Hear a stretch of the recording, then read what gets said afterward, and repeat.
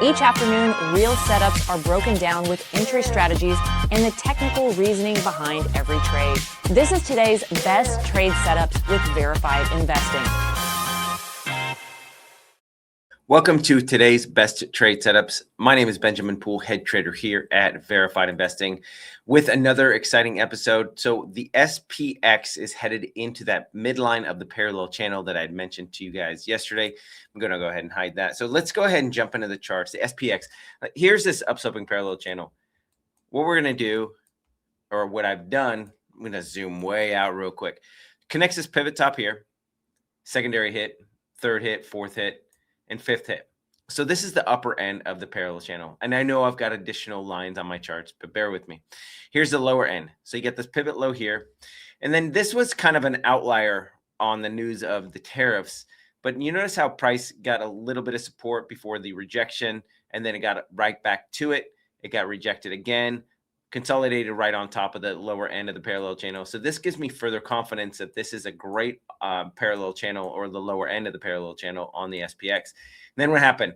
We got a confirmation close below it into a ton of support at 6.361. And then all of a sudden we got this bid to the upside.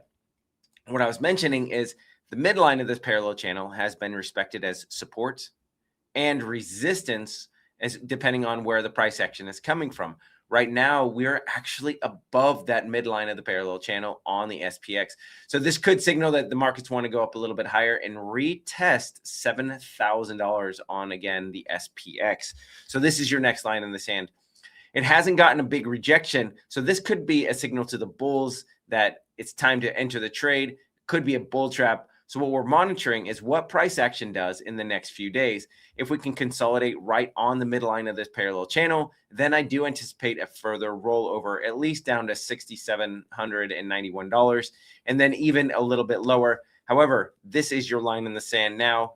As you can see, this was prior resistance or support. Once it got below it, it was slight resistance. And so this, if price action can stay above $6,791, then we're likely to head higher on the SPX. That's just on a technical basis.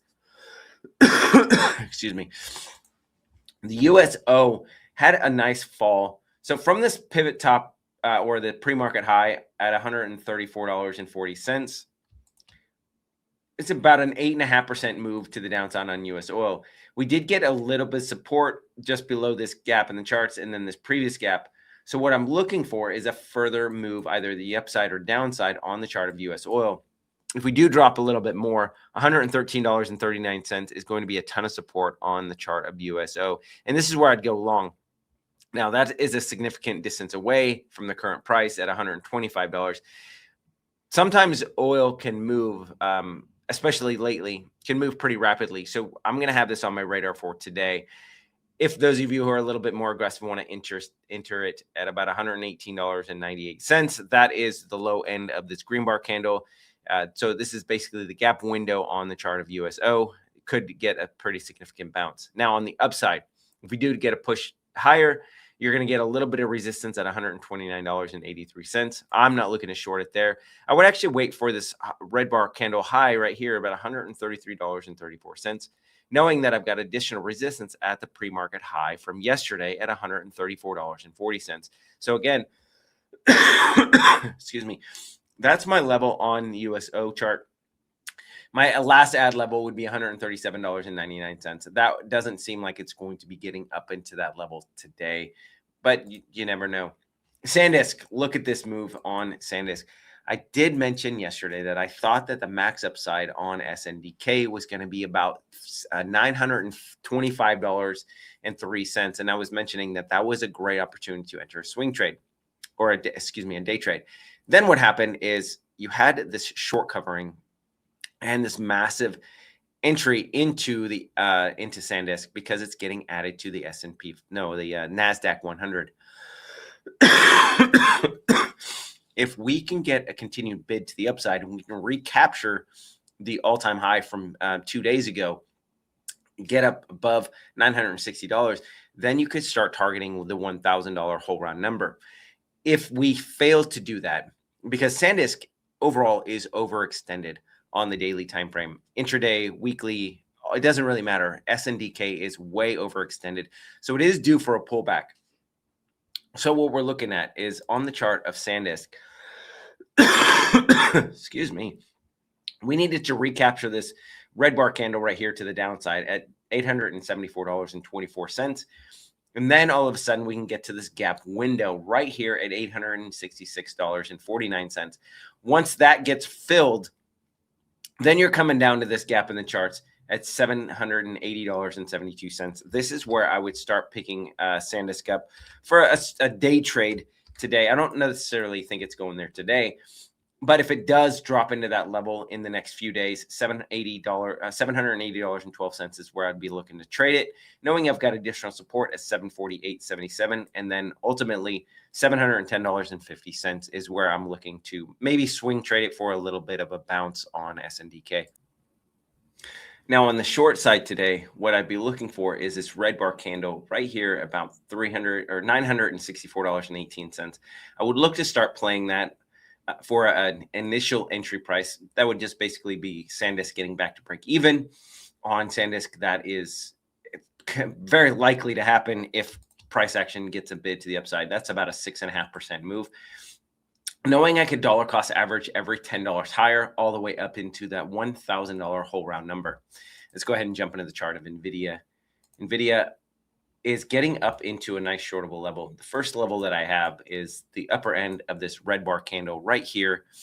This is going to be some resistance at $194.27. And then you have a little bit of resistance above it at $195.56. And that is a gap in the charts. So you should get a pretty solid resistance or a rejection off of that level. What we want to do is all these buyers who are going to be exiting the trade after this move to the downside, we would like to jump on this trade with them and drive the price a little bit lower. Bloom Energy is having a huge surge to the upside. BE had some positive news on the back of Oracle. It is going to, I think, supply. So cited expansion Oracle partnership said 100 megawatt could yield $200 million in revenue. So partnered with Oracle, which is one of the reasons that it's getting a bid to the upside. I did have this upswing trend line as resistance at $197.71. As you can see, we are above that level right now. So for me, what I would like to see is price to get above this upswing trend line and stay above and close. This usually does a pretty good job of signaling to the bulls that it's time to jump on board. And that is usually what marks the top. And then all of a sudden, we can have the sellers come in and emerge and really drive this down, recapture this upswing trend line to the downside. So what I'm looking for is a close above this upswing trend line. And then as long as we don't make a continuation move and close above about $220, then we're likely to roll back below this upswing trend line. And then if we can reattack this 197.71 level, then we're coming back into $176.74. This could be the sell the news event that Bloom Energy is looking for. So all these profit takers can exit this trade at the highs. QBTS is having a nice move to the upside. Here's a down sloping trend line. Here's a third hit. First hit here, secondary hit here, third hit here. It's into a ton of resistance on QBTS. So what I'm looking at is this resistance level at $17.18. If we can start pushing above that, getting above this down sloping trend line, then we could start seeing a move up to $20.56. However, this is the third hit of this down sloping trend line, which actually favors a pullback. I still like this level at $13.11 if we can get a pullback on QBTS. So this is what I'd be looking for as far as an entry price goes.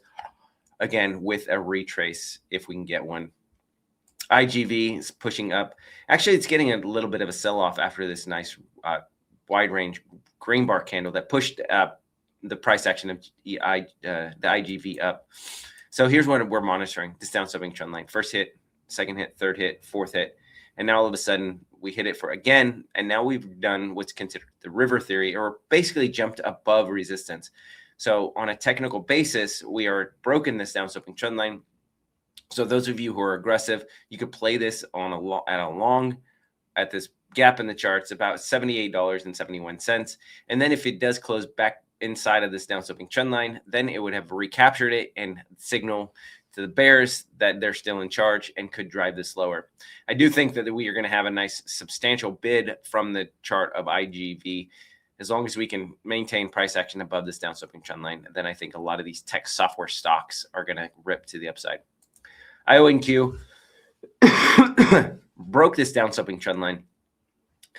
Finally, possibly is going to confirm today. That doesn't necessarily signal that I'm going to be interested in buying. What I'm likely to do is wait for a retrace all the way back down to $25.92 and then re-enter this on a swing trade basis. You could wait till it pierces $30. And from this current price, that's actually a decent 15% move to the downside. So if you're waiting for, if you're a little bit more aggressive, $29.83 is that gap in the charts that you'd be looking for. On a swing, on a day trade basis, you do have this minor gap in the chart. So if it does push up a little bit higher, this could be a good entry price for a day trade, $38.36. It's a little too aggressive for me. However, you've got not only this gap in the charts, but you get this low pivot. So you should get a pretty solid resistance or a rejection off of the level on IONQ. Let's go ahead and jump into Microsoft. Let's go ahead and zoom out a little bit. Has finally broken. Today could confirm this broken downtrend. So if it does confirm, I would look for a retrace down to $366.82. That is where I would enter the trade for a swing. On a day trade, if we do push up a little bit higher and get into this gap, right about $400, even though it is beaten up in the charts, that is could be a pretty substantial rejection area on Microsoft for a day trade. It's a little too aggressive for me, but I know some of you guys like gaps in the charts, and so that's what I would be eyeing for the chart of Microsoft. Okay, Bitcoin had this nice surge to the upside. I was mentioning a couple different times this down sloping trend line on Bitcoin. Pivot top here, secondary hit, third hit. Look at the rejection. This is what I like to see. It got rejected and then finally pushed above. Haven't confirmed above this down sloping trend line on Bitcoin. If we can do that, a confirmation would be any close above $75,000, as long as it doesn't recapture the down sloping trend line to the lower end. Right now, again, a confirmation would push my target up to $80,566. That's where I ultimately think Bitcoin's going to establish its first resistance, or at least get to the first resistance. And then could, once it does break that level, could head up to this upsloping trend line around $90,000 on the chart of Bitcoin. STX was trading above this upsloping trend line. Here, let me zoom out for you, show you where I'm seeing this. You've got this chart that goes back from January 2025. Here's another secondary hit, third hit, fourth hit. Excuse me. Here's the fourth hit or fifth hit of this upsloping trend line. So for me, STX is getting into a nice shortable level for a swing trade. And if it does break above $524.17, then your next level of resistance is going to be $550.44. NBIS is actually into a great resistance area right now. Connect this pivot top right here from the highs of November 2021. Got a secondary hit right here. Here's the third hit after this extended move from the downside. It was down just from the 30th of March 2026, 83% move to the upside. So NBIS is obviously way overextended and is due for a pullback. So this is the first area of resistance as far as an entry price for a swing trade. If it does push up a little bit more, you could add to the position around $170. But this is looking really, really prime for a swing trade again on NBIS. So thank you for bearing with me. I know I've got a lot of stuff going on in the charts, as well as what's going on in my voice and the coughing and stuff. So thanks for bearing with me. Hopefully you guys can get some really good information out of what I have for you guys. And Lobo Tigre, I'm going to go ahead and put this on here. Verified Investing Extras. This is a new show that we have. Please go ahead and scan that QR code. Liz does a great job on this interview, and we want you guys to get all the benefit you guys can out of it. So scan that QR code. Go ahead and watch that video from Lobo Tigre. He's got some great insights on oil and a couple of other things as well. So you don't want to miss that. If you guys are getting something out of this, please make sure you're liking, following, subscribing, and sharing with those friends so that way they can get the same market information you're getting. You guys have a great rest of your day. And again, thanks for bearing with me. Appreciate you guys. You guys rock. Take care.